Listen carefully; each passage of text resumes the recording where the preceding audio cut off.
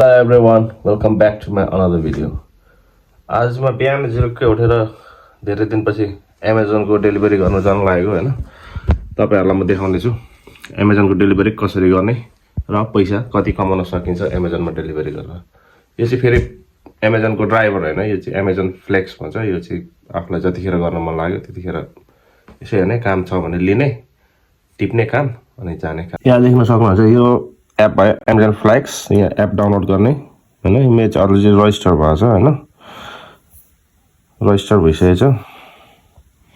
यहाँ खोल्ने, यहाँ शेड्युलमा जाने। मैले चाहिँ काम लिएको छु 9 घण्टा 9 बजेदेखि 1 बजेसम्म 4 घण्टाको 120 पाउन्ड दिएको छ। त्यस्तै अरु कामहरु मलाई दिइरहेको हुन्छ। यो भरे 3 बजेदेखि 3.5 घण्टाको 73 दिएको छ हैन, यो 3 घण्टाको 54 यसरी दिइरहेको हुन्छ। अनि आफुलाई गर्न मन लाग्यो भने चाहिँ अब जस्तै यो राम्रो छ नि हैन, यो क्लिक गर्ने, यहाँ शेड्युल गर्ने, त्यसपछि जाने यहाँनेर अनि डेलिभरी गर्ने। अझै क्रिसमसको टाइम भएर अब क्रिसमस आउनु कति दिन, 3 दिन मात्रै छ, 3-4 दिन। त्यही भएर क्रिसमस टाइम भयो, त्यही भएर यतिखेर चाहिँ अलिक अर्डरहरु धेरै हुन्छ के Amazon मा। अनि जस काम पनि राम्रै आउँछ, पैसा पनि राम्रै आउँछ। यो फेस्टिभ सिजनमा चाहिँ अलिक धेरै नै पैसा दिन्छ। प्राय अरु बेला चाहिँ घण्टाको त्यही 20 पाउन्ड 18 पाउन्ड दिन्छ हैन। तर यो अब ब्ल्याक फ्राइडे, यो प्राइम डे भन्छ, प्राइम डे अनि यो क्रिसमस फेस्टिभलको टाइममा चाहिँ जस काम धेरै आउँछ, पैसा पनि राम्रै दिन्छ। अनि म चाहिँ यस्तै बेला मात्रै जान्छु के, अरु बेला चाहिँ खासै जाँदिन, भ्याउँदैन पनि। अनि आज छुट्टी पनि छ, त्यही भएर आज जान लागेको। फाइनली जाने टाइम भयो अब Amazon वेयरहाउस तिर। पुरा गाडी चाहिँ यही हो, जाउँ अब। पम्प आइपुग्यो है, तेल हाल्नु पर्यो हल्का। मैले हालेन कि यो अनलिमिटेड पेट्रोल।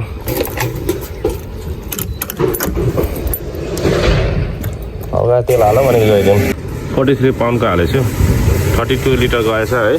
यो पेट्रोलको पैसा तिरेको बिल चाहिँ राखिराख्नुपर्छ, पछि काम लाग्छ। किनभने यो मैले ट्याक्स दिनुपर्छ नि त, सेल्फ इम्प्लोइ भएर। अनि त्यसबाट चाहिँ यो पैसा चाहिँ घटाउन मिल्छ है।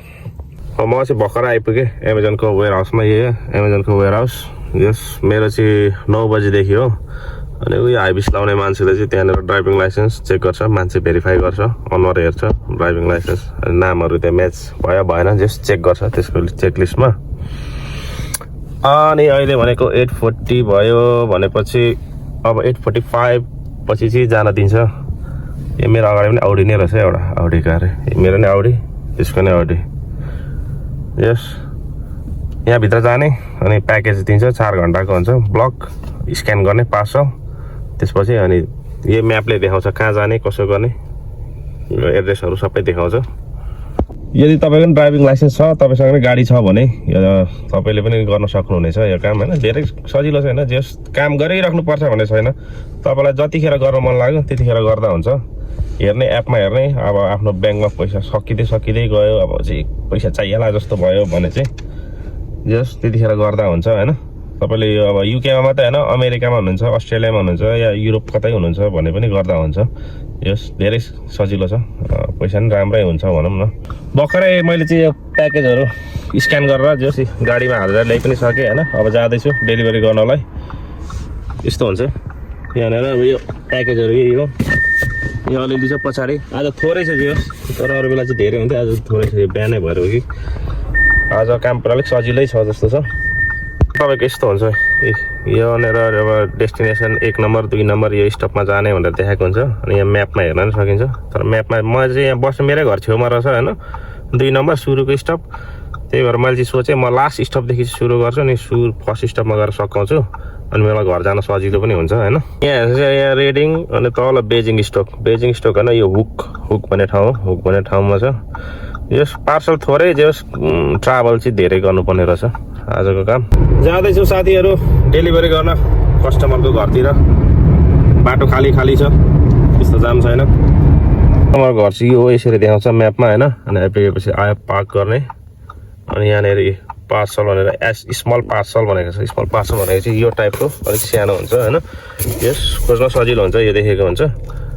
अनि कन्टिन्यू गर्ने जस खोज्ने। एउटा पार्सल जस डेलिभर गर्यो उयो घरमा हैन। अब अर्कोमा जाने 9 मिनेट लाग्ने रहेछ यहाँदेखि। ओके लेट्स गो सेकेन्ड स्टेपमा बल्ल आइपुग्यो है अनि यहाँ चाहिँ कस्तो हुन्छ भने एन्भलप भनेर लेखेको हुन्छ नि यो साइन देख्नुभयो एन्भलप भनेको साइन हेर्ने चट्टै एन्भलप देखिन्छ नि त है यो हो मैले अघि नै यसरी यो सामान छुटाउँछु अब पार्सल भयो भने यो बक्स हुन्छ होइन एन्भलप भयो भने यस्तो हुन्छ अनि अर्को पोली ब्याग भन्छ क्या पोली ब्याग कहाँ गयो यार पोली ब्याग भन्छ यो टाइपको हुन्छ यो ब्यागभित्र हुन्छ यसरी चाहिँ सामान छुट्याउन सजिलो हुन्छ यो डेलिभरी कुन हो भनेर इच पार्सल हेरिराख्नु पर्दैन नि त त्यसपछि आई पार्क गर्ने त्यसपछि कन्टिन्यू द वर्क पार्सल गर्ने अनि त्यसपछि यो आउँछ क्या यो क्यामेराको अप्सन देख्नुभयो नि त्यसपछि यो बारकोडलाई टक्क यसरी स्क्यान गर्ने त्यसपछि अनि गएर डेलिभर गरिदिने है त यहाँ हेर्न सक्नुहुन्छ अब यो पार्सलमा होइन अब यहाँनिर चाहिँ पोली ब्याग छ यो पोली ब्याग भनेर आयो नि यसरी अप्सन आउँछ कि अघि स्मल पार्सल एन्भलप अनि यहाँ पोली ब्याग अनि यसरी छुटाउन सजिलो हुन्छ यसरी यहाँ राख्दिनँ भने चाहिँ यहाँ राखिदिएर यसरी फोटो खिचिदिने अनि स्वाइप टु फिनिस भनेछ भयो अर्को स्टपमा जाँदैछु लगभग 3 मिनटमा पुग्छु त्यहाँ त्यस्तो छ बाटो खुल्लै छ जे होस् वेदर राम्रो छ पानी परेको छैन त्यस्तो भन्छ काम गर्न नि मजा आउँछ काम थोरै प्याकेज थोरै दियो भनेर खुसी भएको त है एउटा कस्टमरकोदेखि अरू कस्टमर जान नै 3 माइल 4 माइल 10 मिनटको बाटो है त्यही भएर थोरै दिएको रहेछ पनि ठिकै छ नो वरिज पैसा राम्रै दिएको छ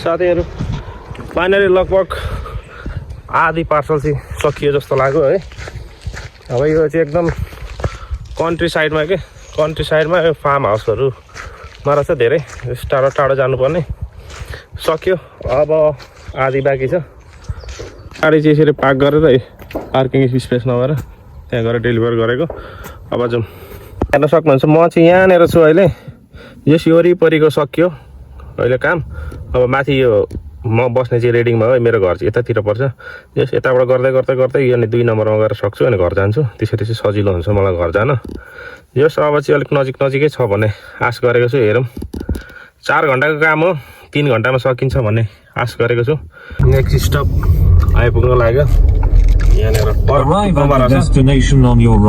यस घर चाहिँ दामी रहेछ यार यहाँनिर सायद यो परको घरहरूलाई यो कालो ठुलो घरहरूलाई ओ माई गड यस्तो घर कहिले किन्ने यार मैले यार ओके भिआइपी घरमा आइयो है डेलिभरी गर्नु यहाँ आउने यो पोस्ट बक्समा अट्छ भने यहीँ हालिदिने ए यहाँनिर गऱ्यो टक्कसँग डेलिभरी यहाँ लेटर बक्समा हालिदिएको घर त दामी रहेछ यार कति बिलियन पाउन्डको घर हो किनौँला एक दिन हामी पनि कमाइएछ भने बाटोमा यस्तो देखियो भने चाहिँ झ्या भन्छ कि अब यस्तो बिस्तार लानुपर्छ घोडा चाहिँ किन कुदाउनु यार मान्छेहरू यार यहाँ गाडी राखेर हिँडेको यहाँ ठक्क हल्का यहाँ एउटा गाडी अट्ने छिर्ने ठाउँ राखिदियो हिँड्यो भने डेलिभरी चाहिँ यहाँ पर पछाडि थियो अब लगभग कतिवटा छ 1 2 3 4 5 6 7 8वटा बाँकी छ 8वटा गर्न पनि लाग्छ होला यार 1 घन्टा अझ यार मलाई किनभने टाढो टाढो छ होइन नजिक रहेन रहेछ लेट्स गो आयो स्पेस छोडे यो रिसायो होला पक्कै गाली दिँदैछ मलाई मनमा नै यो चाहिँ प्राइभेट रोड हो मान्छे यस्तो जङ्गलभित्र नै बस्छ यार काममा हो यो चाहिँ प्राइभेट रोड हो भन्छ त्यही भएर बाटोको हालत त्यस्तो छ होइन यही घर होला भित्र सही छ त ठाउँ त यो घरमा चाहिँ कुकुरदेखि सावधान भनेर लेखिरहेको रहेछ है अनि अलिक केयरफुल हुनुपर्छ कुकुरहरू हुन्छ भनेर कुकुरले टोक्नु सक्छ भनेर यो यस्तोहरू पनि लेखिदिएको हुन्छ कि अलिक डेन्जर छ भने त्यो पनि याद गर्नुपर्छ त्यो बिजी रोडमा पार्क गर्नु पर्यो भने चाहिँ हजार्ड लाइट बाल्ने जाने यहाँनिर अब रङ बाटो आएछ फेरि यस्तो भयो भने चाहिँ झ्या हुन्छ कि हल्का एक्जिट मिस गरिहालेछ नि यहाँनिर अलिकति अगाडि यताबाट छिर्नु पनि अलिकति अगाडि आएछ यता बाटै सक्यो फेरि घुम्नु पर्ने म यस्तो मान्छे टाइम वेस्ट हुन्छ क्या अब 3वटा मात्र बाँकी छ सकिनै लाग्यो अब लास्ट वान बाँकी एउटा 4 मिनट यहाँदेखि लेट्स गो फाइनली आइपुग्यो लास्ट स्टपमा के गर्नु ओके लेट्स गो एउटा पार्सल बाँकी छ लास्ट प्याकेज डेलिभर हियर के गर्नु सक्यो आजको काम फेरि काम गर्नु मन लाग्यो नि यहाँ अपकमिङ अफर भनेर हुन्छ यहाँ क्लिक गऱ्यो भने आउन सक्छ फेरि काम दिइरहेछ तर पैसा थोरै दिएको छ 3 घन्टाको 54 मात्रै दिइरहेछ कि यो 3 बजेदेखि छ नि त भरे 1 बजे 2 बजेतिर हेऱ्यो भने 2 बजेतिर हेऱ्यो भने यो 54 बढेर जे 90 जति पुगेको हुन्छ कोही कोही बेला अनि यसो रिफ्रेस गर्दै गर्नुपर्छ यसरी काम आइरहेको हुन्छ फाइनली आजको काम सकिएको छ 4 घन्टाको काम लगभग मैले 3 घन्टामा सकाएँ हैन भिडियो बनाउँदै हिँड्दाखेरि अलिकति ढिलो भयो त्यही भएर अलिक चाँडै सक्थ्यो जस तपाईहरु कुनै गाडी छ तपाईहरुसँग ड्राइभिङ लाइसेन्स छ भने जस साइन अप गरिराख्दा हुन्छ अब कहिले काहीँ वर्षमा 2-3 चोटि गर्दा पनि भयो महिनामा गर्दा भयो दिनै पछि गर्दा पनि भयो हैन अब तपाईको इच्छा अनुसार यस राम्रै हुन्छ यस अब सिजनमा अब घन्टाको मैले अब कति 4 घन्टा काम 3 घन्टामा सकाएँ भनेपछि 120 पाउन्ड आयो मेरो खर्च कति भयो भनेपछि पेट्रोल गयो होला 15 पाउन्डको गाडीको इन्स्योरेन्स गयो होला 5 पाउन्डको 20 पाउन्ड खर्च भयो लगभग 20 पाउन्ड पनि अलिक भएन होला 17-18 पाउन्ड खर्च भयो अनि 120 पाउन्ड आयो 3 घन्टामा भनेपछि ठिकै हो नट ब्याड तपाईहरु पनि ट्राई गर्न सक्नुहुन्छ है लाइसेन्स छ भने ड्राइभिङ लाइसेन्स छ र गाडी छ भने इजी छ काम त्यस्तो प्रेसर छैन कसैको प्रेसर सहनु पर्दैन कसैको किचकिच पनि हुँदैन हैन आफ्नो बोस आफै हो काम सक्यो अब यहाँदेखि मेरो घर जान चाहिँ मात्र 12 मिनेट मात्रै छ 3.6 माइल छ त्यही भएर मैले उल्टो रुट गरेको क्या नत्र त्यो रुट फलो गरेको भए चाहिँ सुरुमा यहाँदेखि स्टार्ट भएर बेजिङ स्टकमा काम सक्थ्यो अनि घर आउँदा चाहिँ टाढो पर्थ्यो त्यही भएर मैले चाहिँ सुरुमै टाढो गरेर अनि बिस्तारै बिस्तारै घर नजिक आएर काम गरेको ल साथीहरु म चाहिँ फाइनली घर आइपुगे हैन काम सक्यो जस 4 घन्टाको काम 3 घन्टामा सक्यो लगभग अब घन्टाको कति भयो के भयो अब तपाईहरुले आफै हिसाब गर्न सक्नुहुन्छ हैन अनि जस अब तपाईहरुलाई कस्तो लाग्छ